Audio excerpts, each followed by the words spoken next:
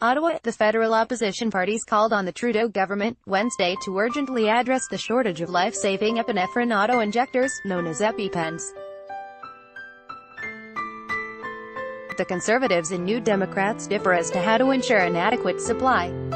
Health Canada said anyone who has an anaphylactic reaction but has only an expired EpiPen should use the expired product and immediately call 911. Mark Zaleski, The Associated Press. The NDP says the Liberals must take all steps necessary to prevent a future supply crunch, even if it means threatening the drug maker with the loss of its patent on the device.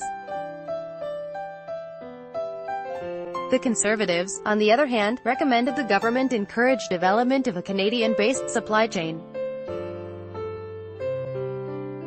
Drug giant Pfizer said this week that the EpiPens it produces are in short supply, with the potential that adult doses may not be available at all in August, a peak month for people who rely on the injectors to treat serious allergic reactions. The article continued below. Many Canadians rely on EpiPens as life-saving devices, said NDP health critic Don Davies. The Minister of Health should never have allowed this dangerous situation to develop, and now it's on her to fix this immediately. Read more. Halifax allergy advocate says EpiPen shortage nerve-wracking. 4. Family 6. EpiPen shortage in under 2 years has consumers concerned. New medications make seasonal allergies nothing to sneeze at. The government said it was doing everything in its power to resolve the shortage as soon as possible, and advised Canadians with allergies to keep expired products. Article continued below. We continue to work closely with Pfizer Canada, said Thierry Belair, a spokesman for Health Minister Jeanette Petitpas-Taylor. Government officials noted that 4 other companies, Kaleo Pharma, Taro Pharmaceuticals, Valiant Canada and Lincoln Medical, have been approved to sell their epinephrine auto-injector products in Canada, but that Health Canada can't compel a private company to market and supply product. Critics warn the shortages could continue to happen, because there is no firm requirement that manufacturers provide a consistent supply. Hematologist and medical historian Jacqueline Duffin thinks the government should designate a list of essential medicines and also foster a homegrown manufacturing industry, particularly since most drugs sold in Canada are made elsewhere. EpiPens are just one of dozens of medications in short supply, said Duffin, who tracks drug shortages on her website, CanadianDrugShortage.com. US-based Pfizer produces EpiPens at a facility near St. Louis, Missouri, and there are no alternatives sold in Canada.